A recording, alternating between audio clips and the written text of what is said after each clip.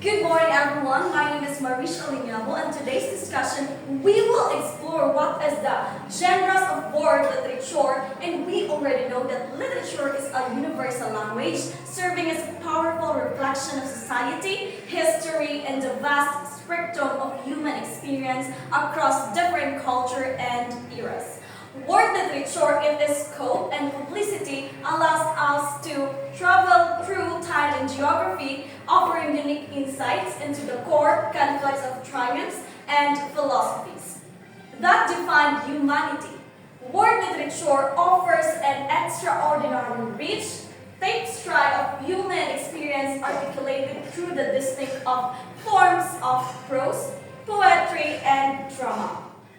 From the epic sagas of classical poets to the sharp realism of modern playwrights, the global literary canon provides essential evidence of how people have lived and thought. To truly unlock the power of these works, the reader must always consider the historical and cultural context. And for the continuation, may I request Ms. Rian Muanya.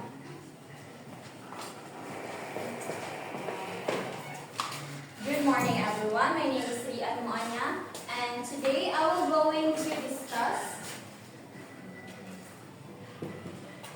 about prose. So, prose is one of the most common and essential forms of language expression used by the humans.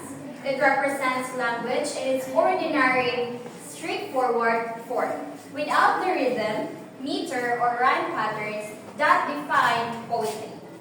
From daily conversations to novels, textbooks, speeches, and new articles, prose runs us in almost every aspect of communication.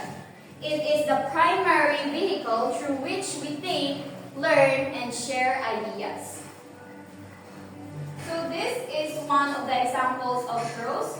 We have the literary works, everyday writing, and under this is the letters, emails, essays, and textbooks.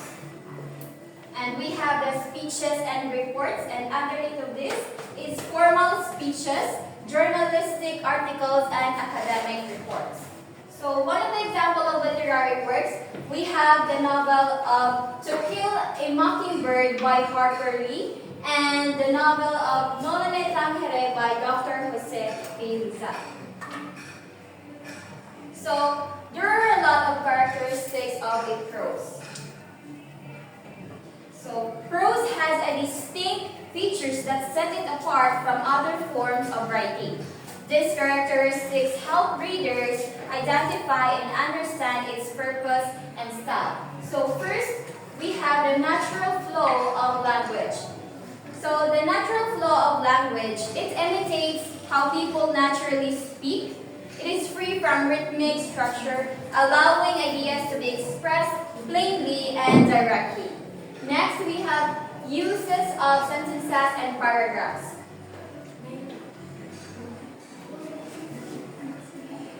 Prose is organized in sentences and paragraphs with proper grammar and punctuation. Next, we have the clear and direct expression. Its main goal is to express ideas logically and effectively. Next, we have the variety of purposes. It may be used to narrate stories, describe experiences, and explain the concepts or persuade an audience or the listener. And lastly, we have the flexibility and creativity. While it is straightforward, prose is also allows creativity in storytelling and emotional expression of the listener. And I will give the floor to Mr. Jelly Yato.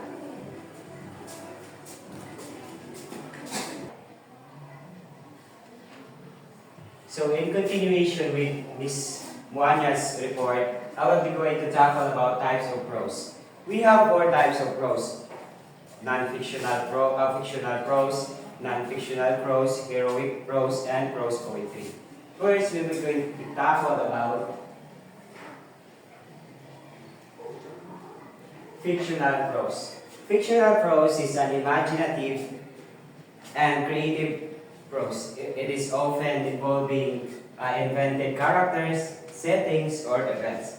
Example for this is novels and short stories. For novels, example is Harry Potter by J.K. Rowling and also the No Limit Henry and El Filibusterismo by Dr. Sirisa. Second one is non-fictional prose. Non-fictional prose is a factual prose or real events, people or opinions. It has an examples like essays. These are written to express personal opinions, arguments, or explanations on specific topic. Example is biographies and autobiographies. Third is heroic poetry. Heroic poetry is a type of prose that tells about legends, myths, or traditional stories, often with heroic characters and epic themes. These stories are not written in verse, but still have grand, legendary tone. Example, the Prose Edda, which contains Norse myths and legends. Fourth is prose poetry. Prose poetry is a hybrid form of writing that looks like prose without line breaks like traditional poetry, but uses poetic techniques such as vivid imagery, emotions, and rhythm. Example is Season in Hell by Arthur Rimbaud. And now for continuation of our report, may I give the floor to Ms. Marika.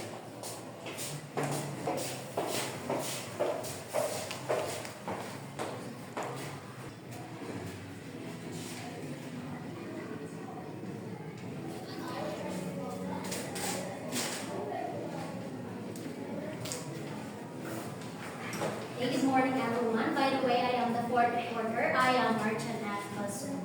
Now, we will going to tackle about the poetry, and under the poetry is we have the classical poetry and the modern poetry. When we say poetry, it is a form of literature that uses words, rhythm, and sound to express feelings, ideas, or stories in a creative and imaginative way. Unlike ordinary writing, poetry often uses verse, rhyme, and meter or a pattern of beats to make the language more musical and powerful. First is we have the classical poetry.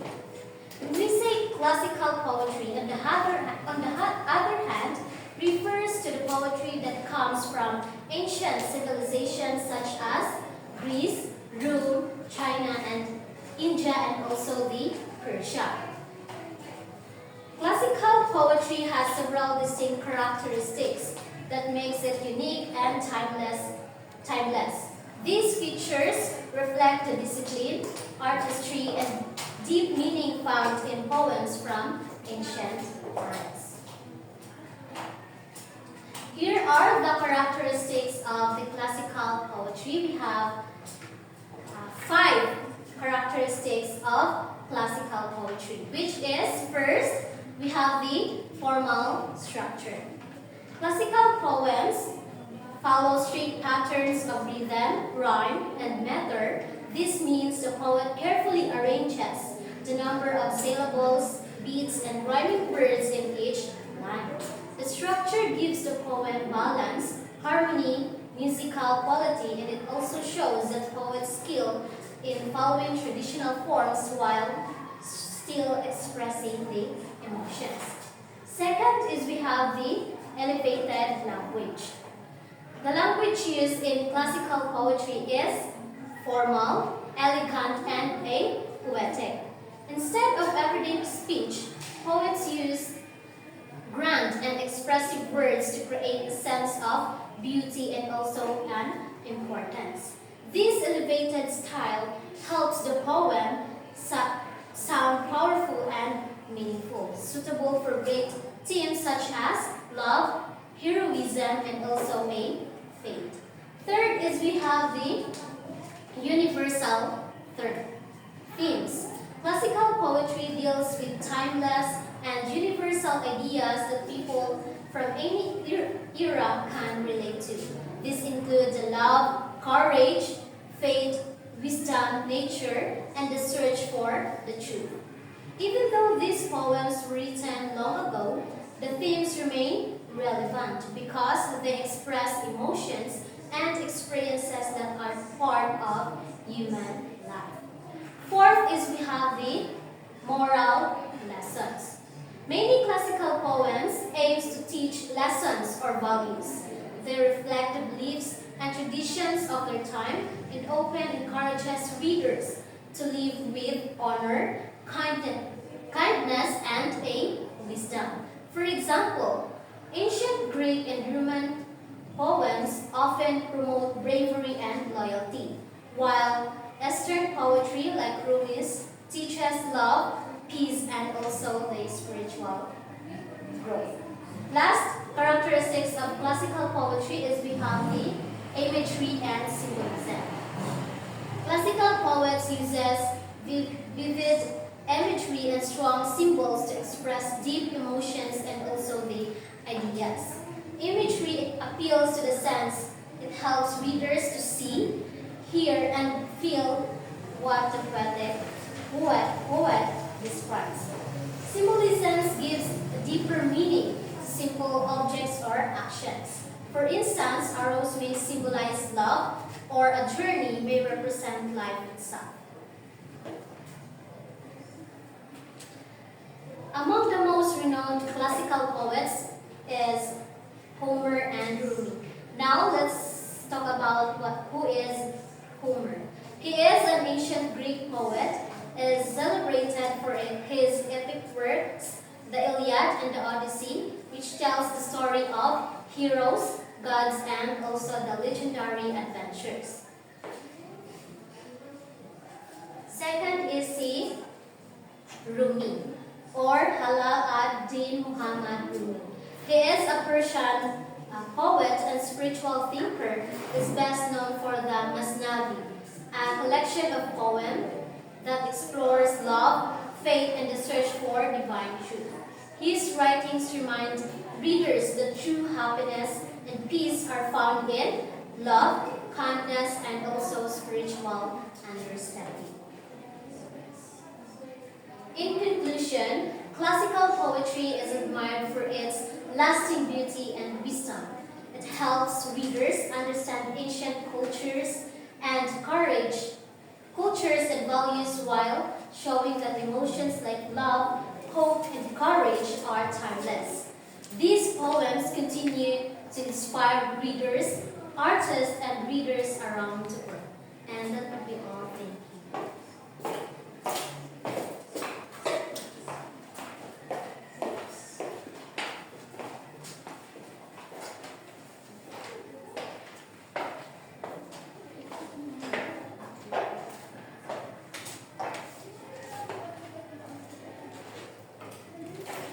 Okay, good morning everyone. I am Miguel and now let's proceed to the modern poetry.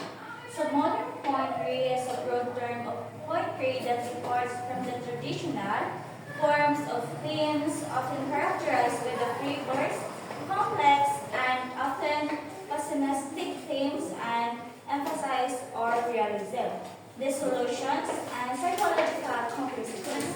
So instead of focusing on the formal structures, it often explored the personal, social issues and complexities of the modern life, using free verse, vibrant imagery, and symbolism. It is a way to form a poet to express themselves in more individual and experimental way, just like for examples of the Neruda and Langston Hughes.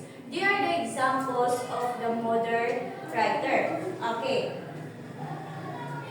So Pablo Neruda was known for his wide-ranging work on themes of love, politics, and natures. His connections to the modern poetry is lying in his ability to blend a personal, lyrical style and political and social commentary, making him of the 21st century political and social commentary making, most influential poet with his work being central to the Latin American literatures. So Neruda is considered one of the greatest modern poet of his ability to combine the deeply personal and lyrical voice with a powerful of political and the resonant with his mass audience. Just like for example of her works, Tonight I Can Write. So this is the classic examples of his evocative modern style, blending intense emotions with natural imagery. Then next is Langston Hughes. So Langston Hughes was a central figure of the early Renaissance who made African American cultures and experiences the subject of his writing, influencing modern poetry by incorporating the rhymes of jazz and blues and using the vernacular of every black people. So his work captured both struggles and renaissance of the black life in America, using poetry to reflect the black masses cultures, speech, the dreams in the realistic and powerful way. Just like, for example, his work, The Dream Keeper. So, Dream Keeper is an example of the modern poetry due to its use of free verse, accessible, and language, and focus on the psychological themes and hopes of disillusionment. While its lack of the fractures included the vibrant culture shifts and Harlem Renaissance. And that will be all. Thank you. And may I request Miss Arjali for the continuations of our reports.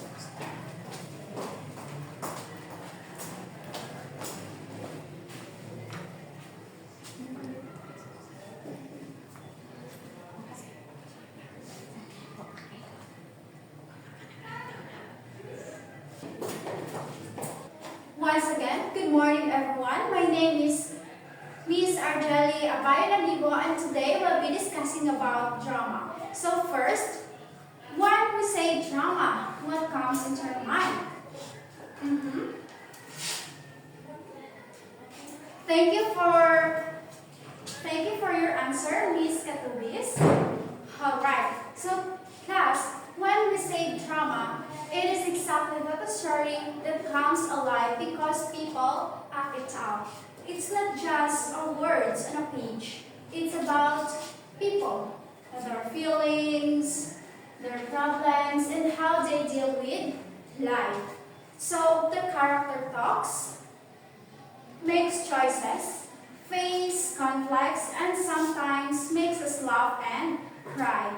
So, sino ba naman dito yung hindi napapaiyak at napapatawa kapag sila ay nanonood ng drama?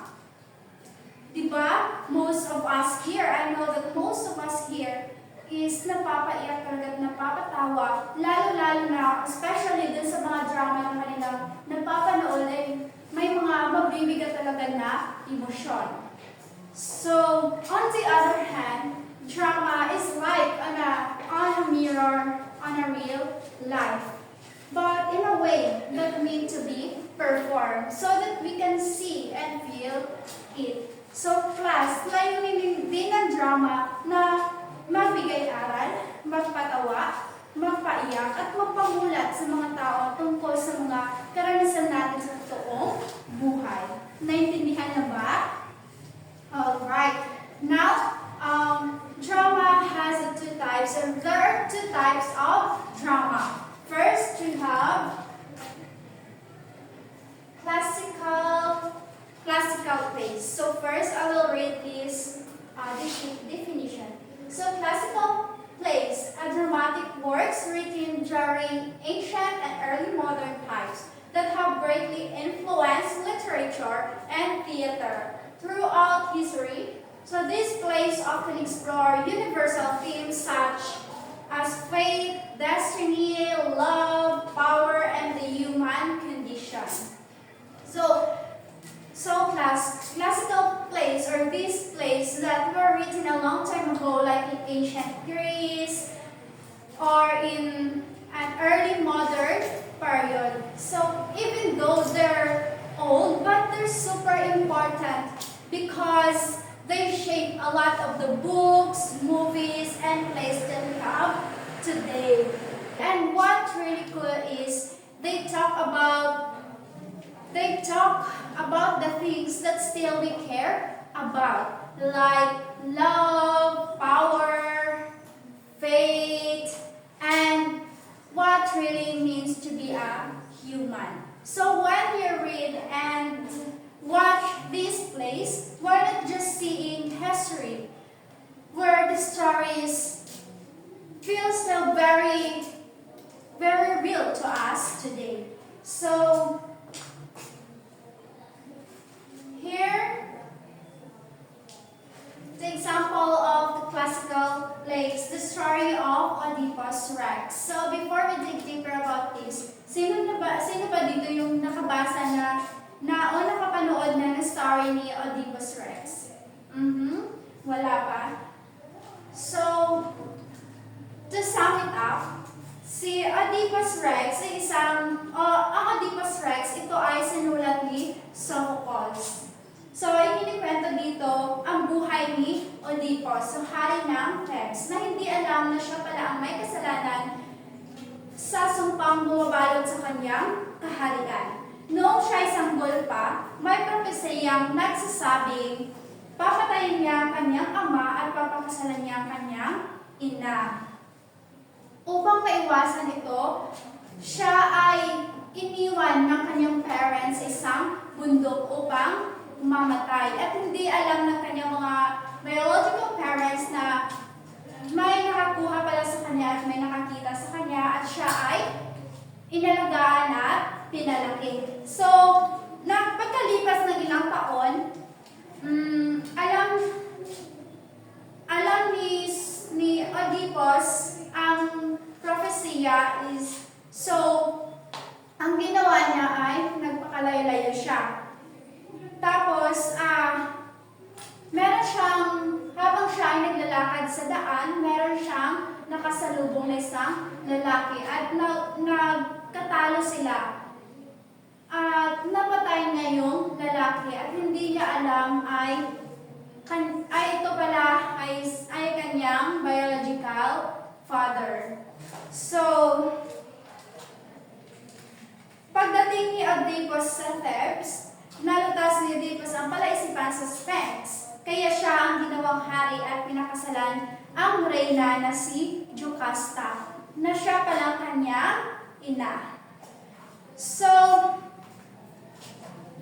dahil sa labis na kahihiyan at pighati, nagpakamatay si Jocasta at dinukit ni Oedipus ang kanyang mga mata bilang parusa sa sarili. Sa huli, umalis siya sa Thebes bilang isang bulag na palaboy, dala ang bigat ng kapalarang hindi niya matatakasan. So, class, ang story ni Oedipus Rex ay nagpapakita ng trahedya ng kapalaran at katotohanan na kahit anong iwas natin, hindi natin matatakasan ang tinadhana at labis na pagmamataas ay madalas nagdudulot ng pagbagsak ng isang tao. Naintindihan lang ba? Ayan. Dumako naman tayo sa isa pang story na Hamlet by Shakespeare. So, ang Hamlet ay sinulat ni William Shakespeare. So, pinapakita nito ang kwento ng Prinsipe na Hamlet na si Denmark. So, nabalot ng kalungkutan at galit matapos mamatay ang kanyang ama na si Haring Hamlet.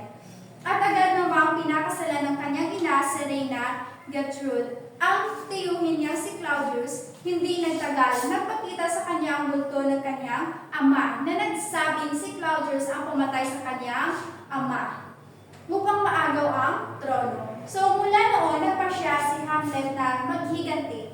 Ngunit nagdulot ito ng sunod-sunod na trahedya. Nagtunwali siyang nagbabaliw upang maipakita ang kanyang galit at makapaghanda nila sa paghihiganti. Ngunit sa proseso ay nasaktan at napatay niya si Polonius, ang ama ni Ophelia, ang babaeng minahal niya. Dahil dito, nabaliw at nalunod si Ophelia, habang naghiganti naman si Laertes, ang kapatid nito. So sa huling bahagi,